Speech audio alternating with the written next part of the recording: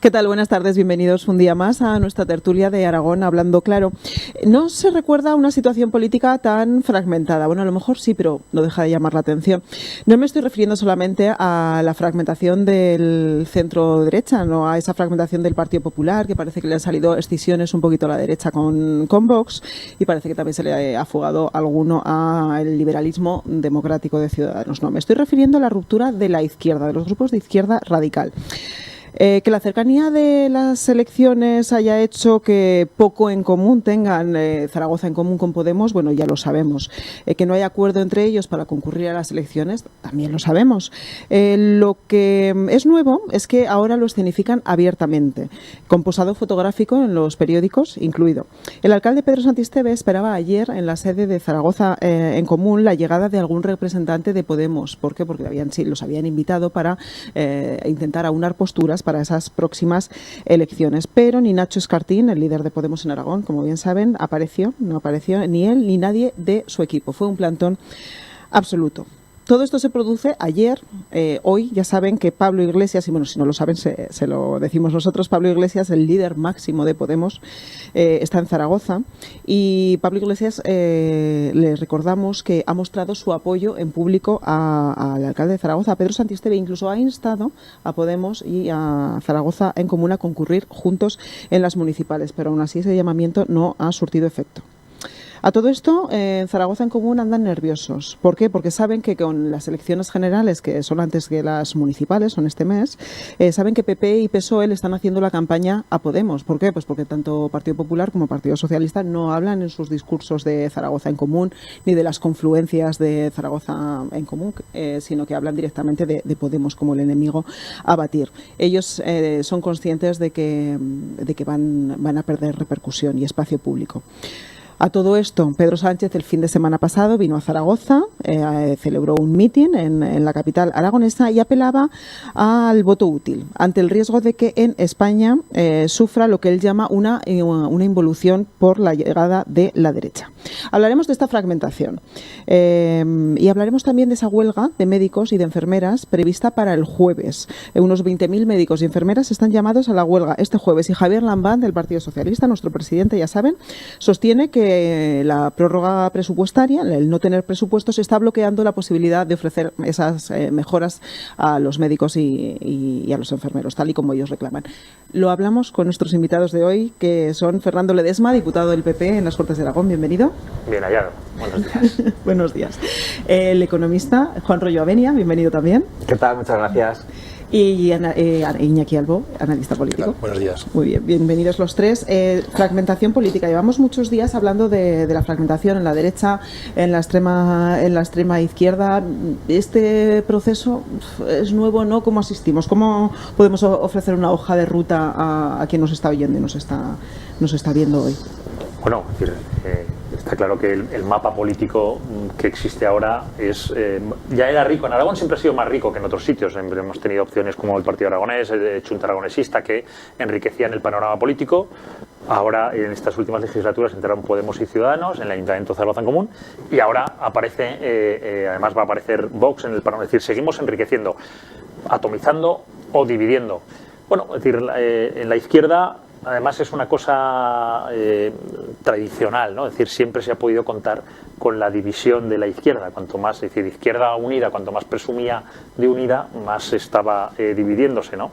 Y es algo, bueno, que siempre se ha producido. La división de la izquierda siempre ha sido algo muy tradicional. Donde no era tan habitual es en el centro derecha, ¿no? Pero al final, con todas estas divisiones que tenemos, de cara, por ejemplo, a las generales, solo hay dos opciones posibles de presidir el gobierno. Una o es Pedro Sánchez y la otra Pablo Casado. Y al final, oiga, usted no quiere que gobierne Pedro Sánchez. La única opción real, con garantías de que sea así, es votar a Pablo Casado. Ahí queda. Ahí queda. No, yo podría seguir, pero por lo monopolizar. Bueno, pues un poco os lanzo la pregunta porque, claro, la gente está también un poco con esto del voto útil, de la fragmentación. Es bueno que haya fragmentación desde el punto de vista, por lo que decías, Fernando, de enriquecer y del diálogo. El diálogo, quien lo duda, siempre es bueno, pero claro, tanta fragmentación de izquierda, tanta fragmentación de derecha.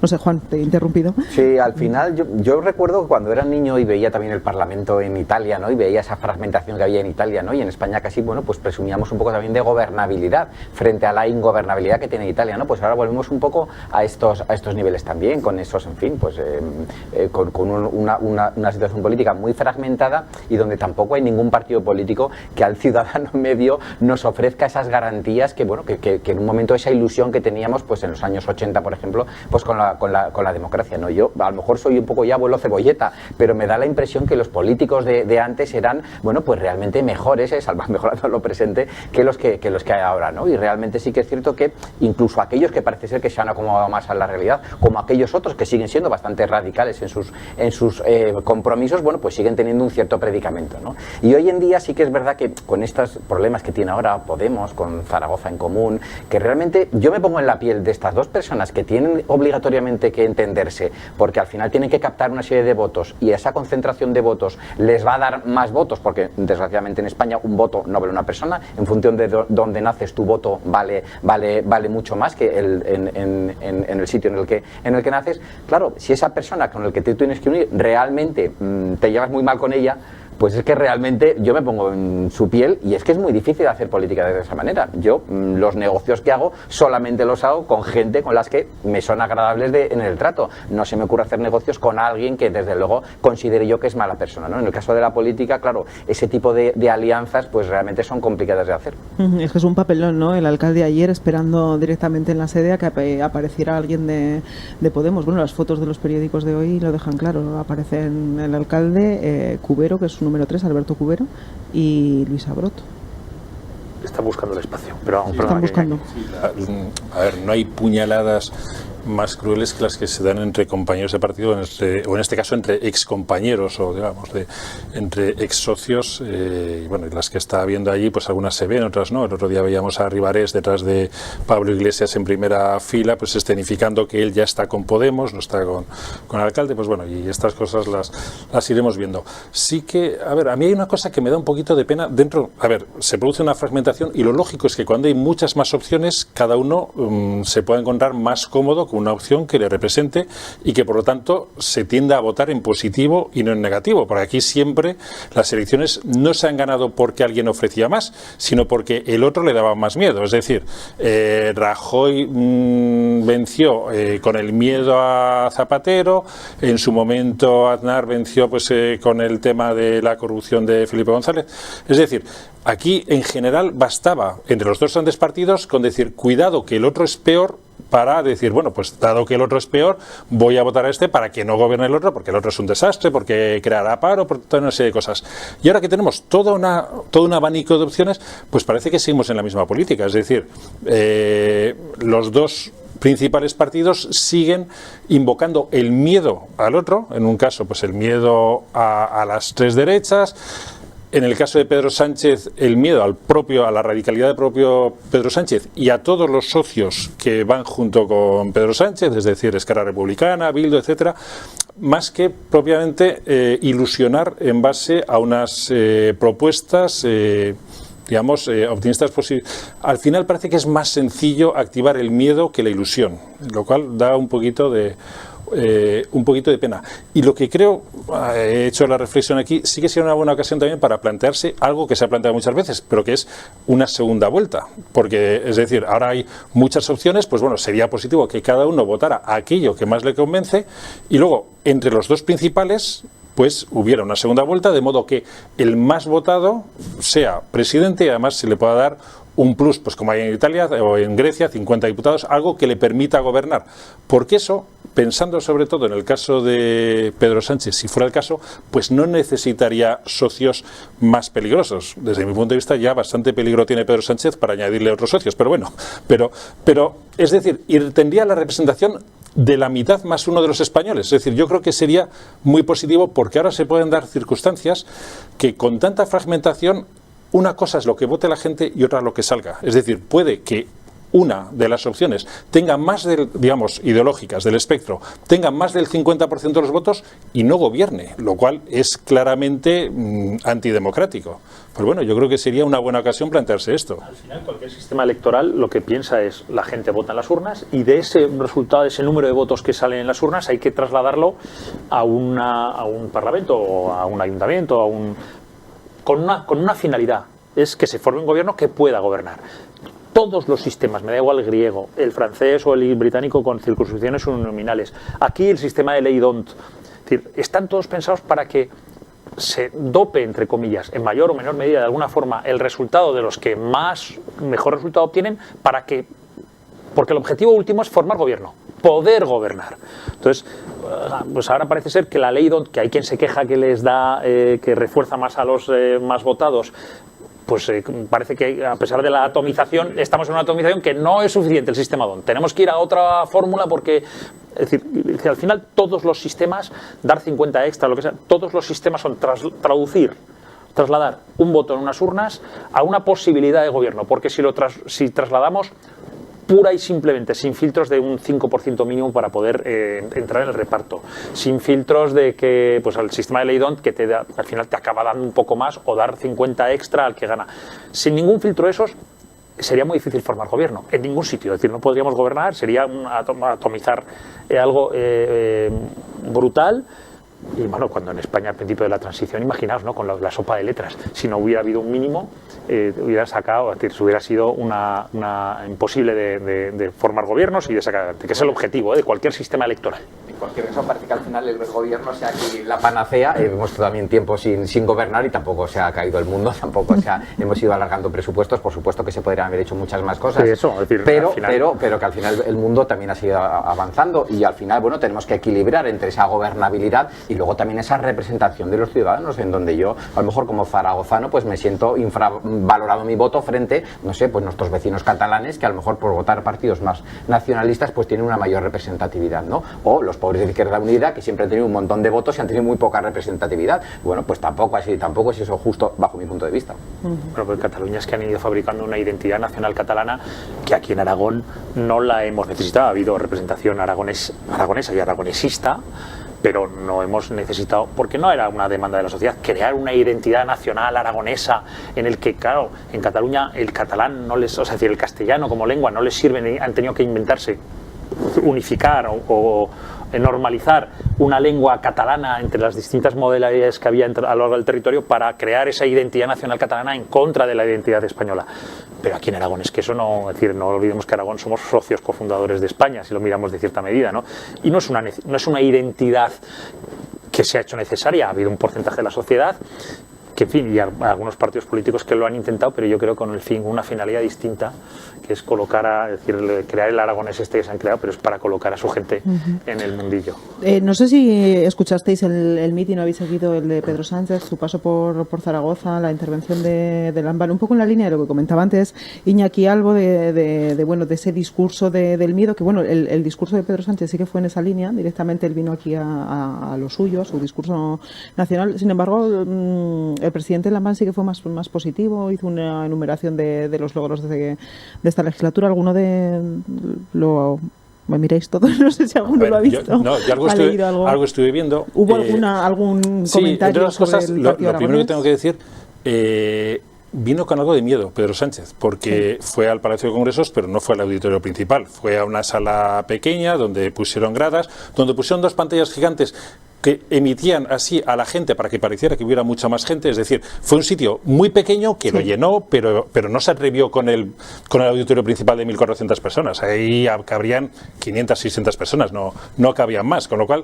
lo primero que vino con miedo, y dice, para no pinchar vamos a ir a un sitio que seguro que con los propios llenamos. Y de hecho, yo vi ahí muchas caras conocidas. O sea, había muchos propios. Sí, pero en ese caso muchas personas mayores, muchos con cargos, es decir, a muchos los reconocía. Hombre, a mí lo que sí que me pareció un poco ¿cómo decir? Cuando Lambán dijo que ahora ellos son, dado que no se presenta ni Partido Aragonés ni Junta Aragonesista, ellos son los únicos representantes del voto aragonesista, hombre, que lo diga delante de Pedro Sánchez, que se ha negado a ejecutar los 140 millones de enmiendas que aprobó el PAR, que en fin, que se odian cordialmente. Es decir, Lambán intentó asesinar políticamente a Pedro Sánchez, no lo consiguió, y Pedro Sánchez se la guarda y le intentó hacer lo mismo, tampoco lo consiguió, entonces ahora se tienen que aguantar porque ninguno consiguió mover de su puesto al otro, pero no se soportan y me temo que cualquier cosa, yo no sé si Javier Lambán le pide algo, no parece que le haya pedido nada con el tema de la térmica, porque no han puesto plazos, con la despoblación, porque dice, sí, haremos un plan, tampoco tenemos ni plazos ni presupuesto. La financiación autonómica sí que le dio un pequeño tirón de orejas sí, y pero, le dijo pero que con los temas más específicos de Aragón ni le exigió ni le reclamó por lo que tampoco había hecho. Entonces, bueno, defensa, no sé, decir que a partir de ahora sí que vamos a defender los intereses de Aragón, pues bueno, y a lo anterior hasta ahora, ¿qué? O sea, a mí, en fin, bueno, me parece... Los ejemplos, ¿no?, que ponía de dos personalidades que no se llevan excesivamente bien y han hecho, en fin, su rivalidad, la han hecho pública. Solamente hay que ver el actor Rafa Blanca, que interpreta a Lambán en Oregón Televisión y sale con una foto de Susana Díez en su despacho, ¿no? Entonces, que muchas veces no sabes cuándo es el personaje el que interpreta a quién, ¿no? Pero bueno, en cualquier caso, sí que es cierto que al final, claro, están dentro del mismo partido y ahora tienen que guardar las formas y tienen que, bueno, pues que aunar esfuerzos pues en búsqueda de ese voto del PSOE, que bueno, que ahora parece que está ramblando también con esos votos de Podemos, de Zaragoza en Común, y bueno, incluso también a lo mejor alguno de Ciudadanos, y bueno, realmente las encuestas del CIS, con toda la prudencia que hay que tomarlas, ¿verdad? Veremos hoy también cómo salen. No, Fernando, no sé si tienes algo que añadir. Bueno, simplemente recordar que Javier Lambán, cuando se enfrenta a Pedro Sánchez, luego Pedro Sánchez se la guarda, y cuando hay congreso aquí para elegir al secretario general del Partido Socialista en Aragón, Susana Sumelzo, que era la candidata de Pedro Sánchez, da un paso atrás, no sabemos por qué, o aunque podemos intuirlo, pero no, si no hay pruebas, yo prefiero no decirlo, da un paso atrás y ya no tiene rival serio. De hecho, pero a pesar de todo, a pesar de no tener un rival con peso, Lambán en contra en sus primarias, ganó con un 50 y tantos por ciento, 55, 57, es decir, tampoco se fue mucho más allá. Es decir, que probablemente Susana Sumelzo, si hubiera dado el paso en aquel momento, hubiera arramblado y le hubiera quitado el puesto a Javier Lambán, ¿no? Es decir, que el Partido Socialista hoy en Aragón sigue estando dividido. Es decir, porque en las primarias de hace un año, un 40 y pocos contra un 50 y tantos. Es decir, que Javier Lambán está... Ya veremos el resultado que sacan en estas autonómicas, ¿no? Las listas, es decir, aquí los militantes dicen una cosa, pero llega allí Pedro Sánchez y dice tú no, lo cambio todo para volver a intentar meter una cuña contra Javier Lambán. Hay que irse un año atrás, esto de un mes a esta parte. Por eso ya veremos a ver quién gobierna después de las generales, quién gobierna después de las autonómicas. Porque... Y a mí una cosa que me preocupa, si Pilar Alegría la ha metido de cuña contra Lambán, si el PSOE gobierna en las dos instituciones, me temo que nuevamente la coordinación entre las mismas va a ser nula. ¿Te suena? Sí, es la que presentó el recurso para que Jorge Azcón del PP quitase los carteles de los autobuses. La Junta Electoral le dio la razón a Jorge Azcón porque es decir, vale, esa señora, que no sé por qué. Ahí ha quedado la cuña de Fernando. A mí lo que me preocupa es la huelga de médicos y enfermeras que puede haber el jueves si no se paraliza. 20.000 personas están llamadas a la huelga. El presidente del Gobierno de Aragón dice que como no hay presupuesto, pues no se pueden atender las demandas de estos facultativos. ¿Justificadas las reclamaciones de los médicos, de las enfermeras, no? Como... A mí me llama la atención la excusa de Javier Lambán, porque si escuchamos al consejero de Hacienda, el hecho de no tener presupuesto hasta este año, porque los años anteriores era un problema cuando amenazaban con que no hubiera presupuesto. Es imposible, pero este año que no ha habido presupuesto, no es ningún problema, no pasa nada, se prorroga, se van haciendo modificaciones. Eso es lo que ha dicho Fernando Gimeno reiteradas ocasiones en las Cortes de Aragón y en los medios de comunicación. No es grave que no haya presupuesto en Aragón. Y ahora Lambán dice a los médicos que como no hay presupuesto, que se la envainen, ¿no? Hablando en plata. Bueno, eso demuestra la incapacidad del PSOE de Aragón, de Javier Lambán y de Gimeno de realmente gobernar Aragón para solucionar los problemas, en este caso de los médicos. Pero, en fin, en cuanto a problemas salariales y y la malísima gestión de la sanidad, donde han dejado sin cobertura de especialistas en todo el entorno, es decir, todo lo que no es la Zaragoza capital. No han sido capaces de convencer a médicos para que saquen las plazas en Teruel, en Alcañiz, en lo que llamamos la periferia sanitaria de Zaragoza, en Alcañiz, Barbastro, Huesca, etcétera. Y al final lo que estamos viendo es que se están saturando, al no poder dar los servicios en el territorio, los desplazan a Zaragoza, con lo cual están saturando Zaragoza, no hay servicios en el territorio. Hombre, y al final ahora los huelga de los médicos que se quejan de todo esto, oiga, que es que no hay presupuesto y no les podemos... Al final los presupuestos tienen que estar ordenados por prioridades. Yo creo que, en fin, educación es una de ellas, pero sanidad es la otra a continuación, y al final tenemos que ver un poco cómo organizamos ese presupuesto. Efectivamente, formar un gobierno es gobernar. Por eso al final esos herramientas, como antes comentaba Fernando, para intentar gobernar lo antes posible, pero sobre todo lo más eficazmente posible. Estamos viendo también que la situación de los médicos, de todos los sanitarios en Aragón, pese a la altísima calidad que tienen sus servicios, el compromiso con los enfermos, con la gestión, con la optimización de recursos. El otro día mismo otra nueva agresión también a unas enfermeras también de una familia con 14 personas que quería ir a acampar en los pasillos del hospital. Bueno, es que al final los médicos tienen que estar protegidos también. El otro día también a otro médico también, una cuchillada. Hombre, es que esto no puede ser.